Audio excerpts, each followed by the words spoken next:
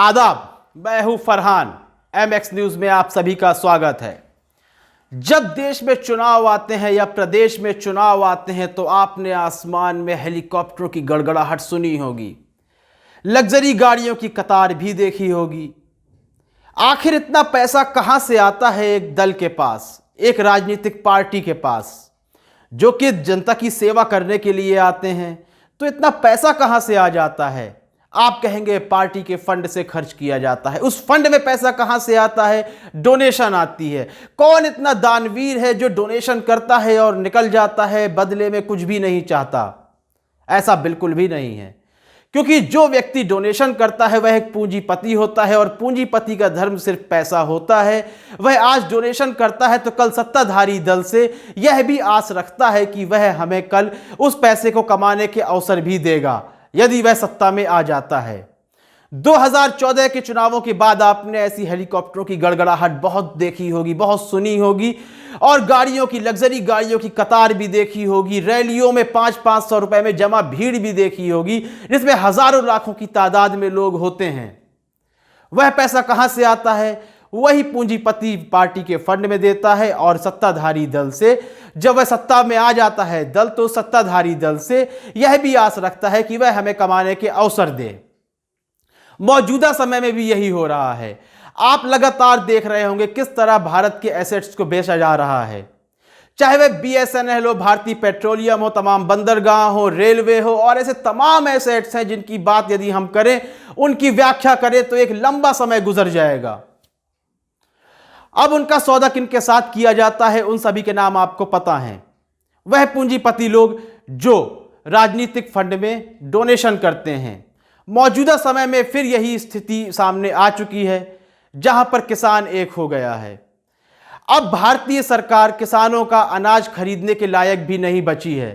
15 लाख करोड़ जहां एक लागत बैठती है, अगर MSP को आप MSP का खर्च निकालें तो भारत सरकार के पास वह भी खर्च नहीं है। भले ही कितनी नई संसदें बनवा दी जाएं, कितनी बड़ी बड़ी विशालकाय मूर्तियां खड़ी कर दी जाएं, लेकिन जब बात अन्नदाता की आती है तो वह पैसा खत्म हो जाता है और किसानों की जिंदगी को पूंजीपतियों के हवाले सौंप दिया जाता है।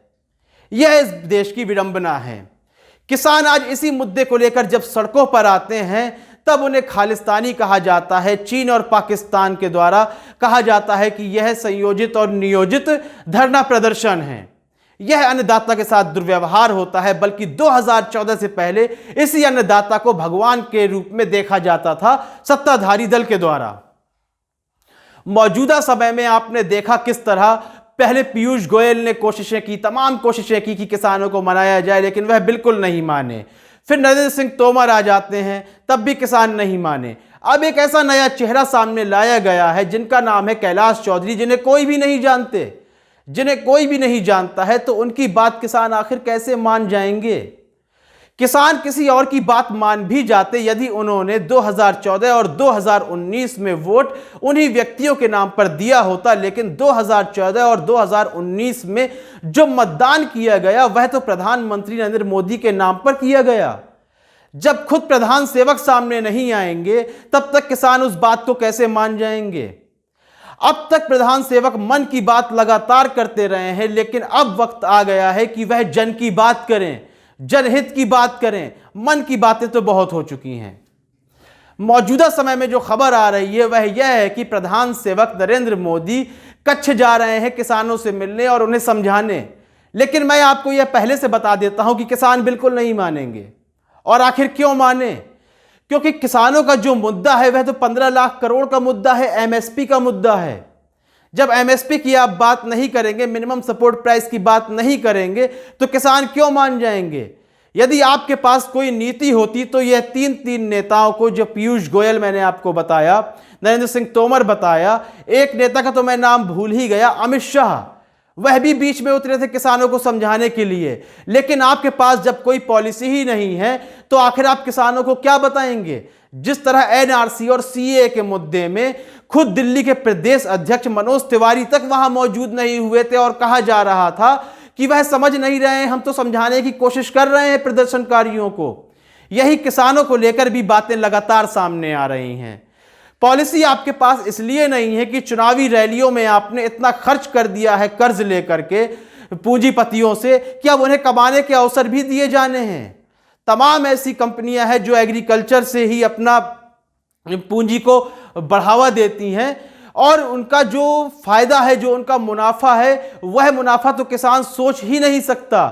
किसान तो केवल अपनी लागत से 50% ज्यादा मांगने की बात कर रहा है, लेकिन वह भी देने के लायक नहीं है मौजूदा सत्ताधारी दल। और लगातार गोदी मीडिया यह कहता हुआ नजर आ रहा है कि नई संसद बनने के बाद तो भारत और भी आत्मनिर्भर हो जाएगा। क्या नई संसद के अंदर बिजली का उत्पादन किया जाएगा? क्या नई संसद के अंदर किसानी की जाएगी, कृषि किया जाएगा, तो वहां से किसानों की स्थिति सही हो जाएगी। बल्कि आपको मैं एक मुद्दा और याद दिला देना चाहता हूं, मेक इन इंडिया के मुद्दे को किस तरह से असेंबल इन इंडिया में परिवर्तित कर दिया गया, यह तो जनता को पता ही नहीं चला। इस वक्त अंधभक्त बिल्कुल भी इस बारे में सवाल नहीं करेंगे, जब बल्कि उनको पता भी होगा, मालूम भी होगा कि यह पॉलिसी बिल्कुल गलत है, किसानों के खिलाफ है, लेकिन उन्हें सत्ताधारी दल के साथ इसलिए रहना है क्योंकि हिंदू राष्ट्र का निर्माण जो करना है। क्योंकि मौजूदा समय में आपने देखा किस तरह बंगाल चुनावों को लेकर लगातार भारतीय जनता पार्टी के नेता और मुख्य रूप से साध्वी प्रज्ञा सिंह ठाकुर कहती हुई नजर आ रही है कि अब बंगाल में हिंदू राष्ट्र का निर्माण होगा। तो इसलिए अंधभक्त जो कि खेती किसानी से बहुत दूर हैं, दिहाड़ी मजदूरी करते हैं, जिन्हें लगता है कि उनका जीवन जहां से शुरू है वैसे ही खत्म होना है, तो उन्हें इस बात से बिल्कुल भी मतलब नहीं है। उन किसानों को खालिस्तानी कहा जा रहा है और अब उन्हीं से मिलने खुद भारतीय जनता पार्टी के नेता जा रहे हैं। क्या 15 लाख करोड़ का यह एमएसपी भारतीय जनता पार्टी किसानों तक पहुंचा पाएगी? बिल्कुल नहीं, क्योंकि अब तक कोई लिखित बयान नहीं दिया गया है किसानों को लेकर, एमएसपी को लेकर। केवल मौखिक बयान दिए जा रहे हैं। जिस तरह 15 लाख रुपए अकाउंट में पहुंचाने का मौखिक बयान सामने आया था, आत्मनिर्भर भारत का मौखिक बयान सामने आया था, नोटबंदी के बाद काला धन वापस आ जाएगा और भारत में आतंकवाद रुक जाएगा, तो पुलवामा जैसी घटनाओं को अंजाम ही क्यों दिया जाता यदि नोटबंदी के बाद आतंकवाद रुक जाता? तो इस तरह के मौखिक बयान से और जुमलेबाजी से शायद सब तंग आ चुके हैं और किसान इस बात को भली भांति समझ चुके हैं। इसलिए पूरे भारत भर से किसान लगातार एकत्रित हो रहे हैं और धरना प्रदर्शन कर रहे हैं। आपको इस संबंध में क्या लगता है? क्या मोदी सरकार किसानों की मांगे पूरी कर देगी? क्या इस किसान विरोधी कानून को वापस ले लिया जाएगा? क्या नरेंद्र मोदी के केवल कच्छ मात्र जाने से ही किसानों की समस्याओं का समाधान हो जाएगा? क्या कैलाश चौधरी के बयानों से किसान मान जाएंगे? कैलाश चौधरी सफल होंगे? इस सब बातों के संबंध में आप अपनी राय हमें कमेंट सेक्शन में अवश्य दे सकते हैं और अपनी राय देना बिल्कुल भी ना भूलें। कार्यक्रम पसंद आ रहा हो तो इसे लाइक करें, ज्यादा से ज्यादा शेयर करें और चैनल को सब्सक्राइब अवश्य कर दें। तब तक के लिए इजाजत दीजिए। सभी अहम खबरों के लिए न्यूज़ MX को सब्सक्राइब करें, साथ ही बेल आइकॉन को जरूर दबाएं। लाइक, शेयर, कमेंट करना ना भूलें।